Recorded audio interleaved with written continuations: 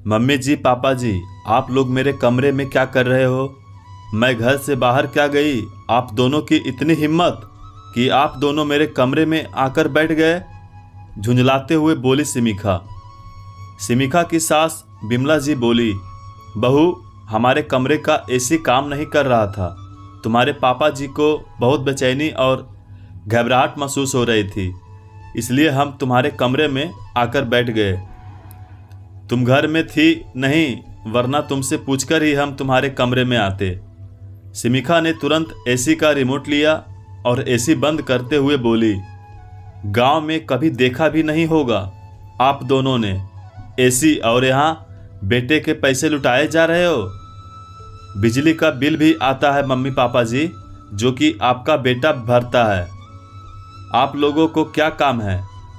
वैसे भी दिन भर घर में ही तो पड़े रहते हो, मगर आपके बेटे को तो रोज बाहर कमाने जाना पड़ता है, तभी तो हम सभी के खर्चे निकलते हैं। मगर आप लोगों को तो बस हमारे खर्चे बढ़ाने आते हैं। आप जैसे अनपढ़ लोग गांव में रहने के ही लायक हो। आप लोगों ने शहर की चकाचौंध क्या देख ली, लग गए पैसे उड़ाने। यह सब जो आप लोग देख रहे हैं, इस घर में सब आपके बेटे की मेहनत का है। इसलिए आइंदा से एसी या किसी भी महंगी चीज़ को हाथ लगाने से पहले सोच लीजिएगा, और मेरे कमरे में मेरी इजाज़त बिना कभी मत आइएगा। मेरे कमरे में मेरा कीमती सामान पड़ा हुआ रहता है। बिमला जी बोली, बहू, कम से कम तुम मेरा नहीं तो तुम्हारे ससुर जी की इज्जत का ही लिहाज कर लिया करो। जरा इनकी उम्र तो देखो, कब से कुछ भी बोले चली जा रही हो। हम थोड़ी तुम्हारा कीमती सामान चुरा लेंगे। तुम हमारे लिए इतनी बुरी सोच क्यों रखती हो? इतने कड़वे शब्द बोलती हो कि हमारा दिल छलनी छलनी हो जाता है। हम थोड़े दिनों में वैसे भी गांव वापस जाने वाले हैं, इसलिए थोड़े दिन शांति से गुजार लेने दो। सिमिखा बोली, थोड़े दिनों के बाद क्यों, कल ही चले जाओ। मैं आप लोगों की सेवा नहीं कर सकती। वैसे भी जब भी आप लोग आते हो, मेरा पति नहीं रहता, आपका बेटा ज़्यादा होता है। इसलिए मैं तो यही चाहती हूँ कि आप लोग वापस गांव चले जाएं। खैर, गांव जाना हो तो जाना, फिलहाल तो मेरे कमरे से चले जाओ। बिमला जी और पति कमलेश जी इतना सा मुंह लेकर अपने कमरे में आ गए। बेटा मनोज बहुत सालों से माता पिता को गांव से शहर आने के लिए जोर दे रहा था, मगर जब बिमला जी और कमलेश जी गांव से नहीं आए तो इस बार वह खुद ही उन्हें गांव लेने आ पहुंचा था। अब के बिमला जी और कमलेश जी ने भी बेटे की जिद के आगे घुटने टेक दिए और वे मनोज के साथ शहर आ गए। ऐसा नहीं था कि वे पहली बार शहर आए थे। इससे पहले भी वे एक बार मनोज के अति आग्रह पर शहर आ चुके थे, मगर सिमिखा, जो कि शहर की आधुनिक विचारों की लड़की थी, वह मनोज के माता पिता को कभी अपना समझ ही नहीं पाई। उसे लगने लगा था कि मनोज के माता पिता के गांव से आने के बाद उसकी सारी आज़ादी उससे छीन गई हो। ना उसे पहले की तरह बाहर घूमने मिलता, ना आए दिन घर में सहेलियों को बुलाने मिलता। 2 वक्त का खाना भी घर में ही बनाना पड़ता, क्योंकि मनोज कहता कि उसके मम्मी पापा को बाहर का खाना नहीं पसंद। मनोज बाहर घूमने का नाम भी लेता तो उसके माता पिता को भी साथ ले जाता। उसका माता पिता के प्रति यह प्यार सिमिखा को बिल्कुल बर्दाश्त नहीं होता था। मनोज अपने माता पिता की बहुत इज्जत करता था, जिसे देखकर सिमिखा को बहुत जलन महसूस होती थी।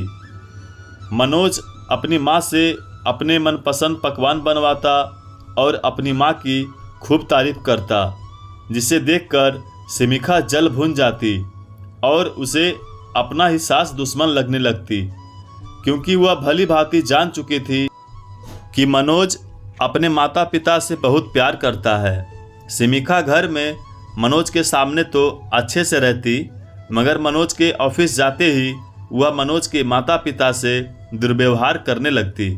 इसलिए मनोज के माता पिता ने गांव में ही रहना उचित समझा था। मनोज बचपन से पढ़ने में बहुत होशियार था, इसलिए उसे पढ़ने के लिए माता पिता ने शहर भेजा था।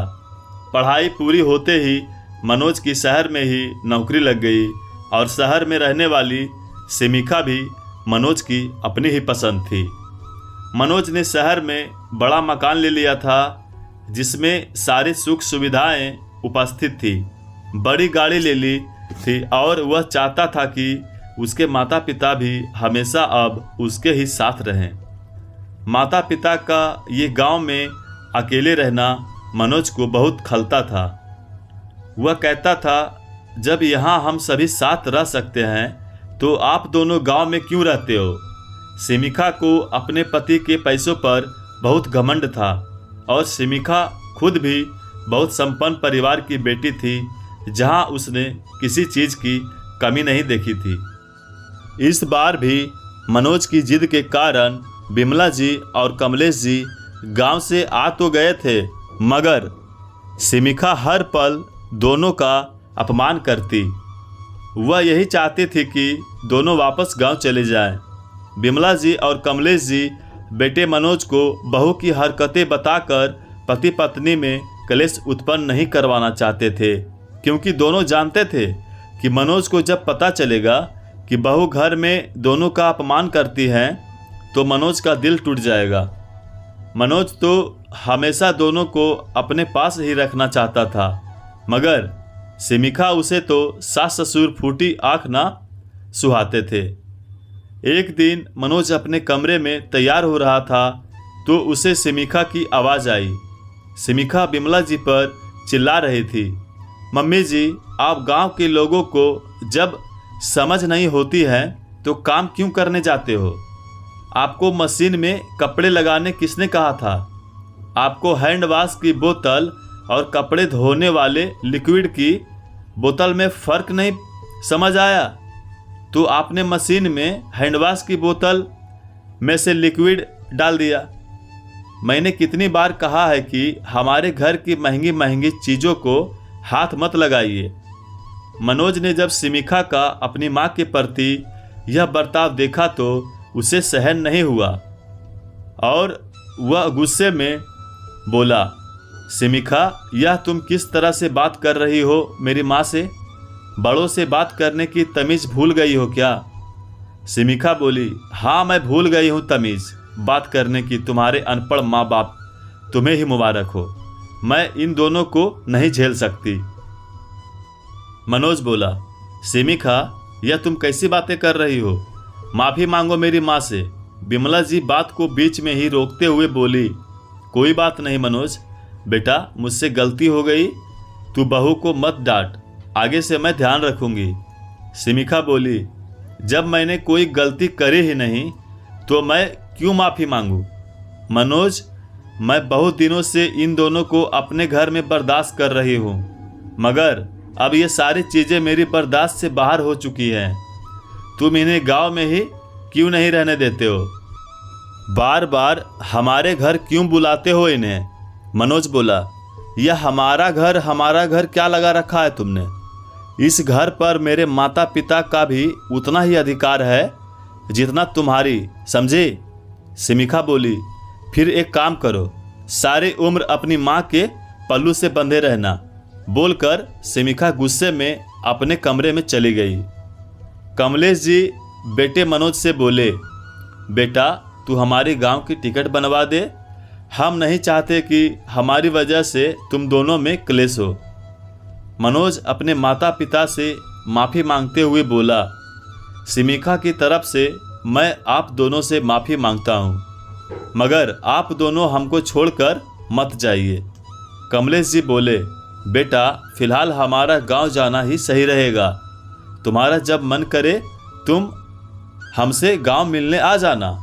मनोज ने दोनों की गांव की टिकट बनवा दी और कमलेश जी और बिमला जी वापस गांव आ गए। सिमिका इतनी घमंडी थी कि माफ़ी मांगना तो दूर, वह कभी अपने सास ससुर से गांव में फ़ोन पर भी बात नहीं करती थी। मनोज को सिमिका का यह व्यवहार देखकर बहुत दुख होता, कुछ महीनों बाद मनोज ऑफिस से आकर बोला, सिमिखा, थोड़ी देर में मम्मी पापा आने वाले हैं, जरा खाना तैयार रखना। सिमिखा बोली, क्या तुम्हारे मम्मी पापा फिर से यहाँ आ रहे हैं? लेकिन वे वापस यहाँ क्यों आ रहे हैं? पिछली बार हमारे ही घर में हम पति पत्नी का झगड़ा करवा कर उन दोनों को शांति नहीं मिली, क्या जो फिर से कलह डालने आ रहे हैं? एक काम करो, तुम इन्हीं को रखो, मैं चली हमेशा के लिए अपने मायके, बोलकर सिमिखा बैग में अपने कपड़े भरने लगी। थोड़ी देर में डोरबेल बजी। सिमिखा ने दरवाज़ा खोला तो देखा सामने उसके मम्मी पापा सूटकेस लिए खड़े हैं। सिमिखा बोली, मम्मी पापा आप लोग अचानक यहाँ? सिमिखा की मम्मी अरुणा जी बोली, हाँ बेटा, तेरे भाई भाभी ने हम दोनों को घर से निकाल दिया है। हम दोनों तो वृद्धाश्रम जा रहे थे, मगर दामाद जी को जब पता चला तो उन्होंने हमें रोक लिया और कहने लगे, मेरे होते हुए आप लोगों को वृद्धाश्रम जाने की कोई ज़रूरत नहीं है, आप लोग मेरे घर में मेरे साथ रहेंगे।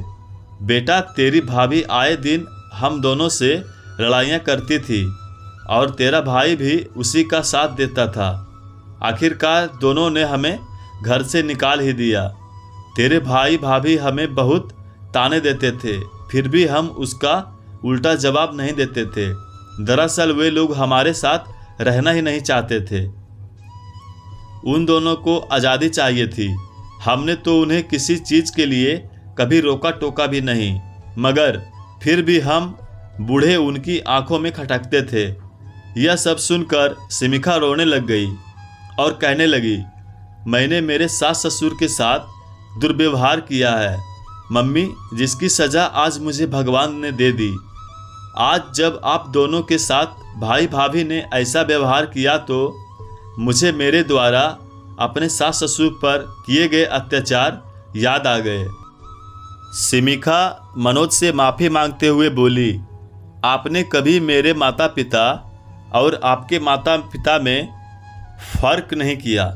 मैं पैसों की चकाचौंध और घमंड में इतनी अंधी बन चुकी थी कि मैं यह भूल ही गई थी कि हम जैसा कर्म करते हैं वैसा ही भरते हैं। मैंने तुम्हारे माता पिता के साथ अच्छा व्यवहार नहीं किया, यह जानते हुए भी तुमने मेरे माता पिता को अपने घर में पनाह दी। मैं भगवान से प्रार्थना करूंगी कि जब भी हमें बेटा हो वह बिल्कुल तुम्हारे जैसा हो, जो बड़ों का सम्मान करे। मनोज, आज आपने मेरी आंखों पर बंधी पट्टी उतार दी है। मनोज बोला, सिमिखा, रिश्तों की अहमियत को समझना बहुत ज़रूरी है। जो दुख आज तुम्हें तुम्हारे माँ बाप के लिए हो रहा है, वही दुख उस दिन मुझे मेरे माता पिता के लिए हुआ था, जिस दिन वे दोनों गांव वापस चले गए थे। सिमिखा, बुजुर्गों को यह भौतिक सुख सुविधाएं नहीं चाहिए होती है, उन्हें तो बस प्यार और सम्मान चाहिए होता है। मनोज, आपने मेरी आंखें खोल दी है, बोलकर सिमिखा ने तुरंत गांव में अपने सास ससुर को फ़ोन लगाया और रोते हुए उन दोनों से माफ़ी मांगी और वापस यहाँ शहर आने के लिए जिद करने लगी। बिमला जी और कमलेश जी ने सिमिखा को माफ़ कर दिया। बिमला जी बोली, बेटा, अगर सुबह का भूला शाम को घर वापस आ जाए तो उसे भूला नहीं कहते। तुम्हें तुम्हारी गलती का एहसास हुआ, यही हमारे लिए काफ़ी है। मनोज बोला, देखा सिमिखा, मम्मी पापा ने तुम्हें तुरंत माफ़ कर दिया। यह बुजुर्ग लोग तो सिर्फ प्यार और सम्मान के ही भूखे होते हैं, इसलिए ज़िंदगी में हमेशा बुजुर्गों की इज्जत करो। क्या पता वे लोग कब तक हमारे साथ हैं। दोस्तों, हमारे घर के बुजुर्ग हमारे घर का वह पेड़ हैं जिनकी छत्र छाया में हम सुरक्षित हैं। जिस दिन वह पेड़ टूट जाता है हम भी असुरक्षित महसूस करते हैं। इसलिए हो सके तो बुजुर्गों को और प्यार दें और सम्मान दें, ताकि वह भी अपनी शेष रहे दिन हंसकर बिता सके। बुजुर्गों के आशीर्वाद से ही घर में बरकत होती है, इसलिए हो सके तो उनका दिल कभी ना दुखाएं। कड़वे वचन बोलकर उनका तिरस्कार ना करें, उन्हें तो बस अपनों का साथ ही चाहिए होता है।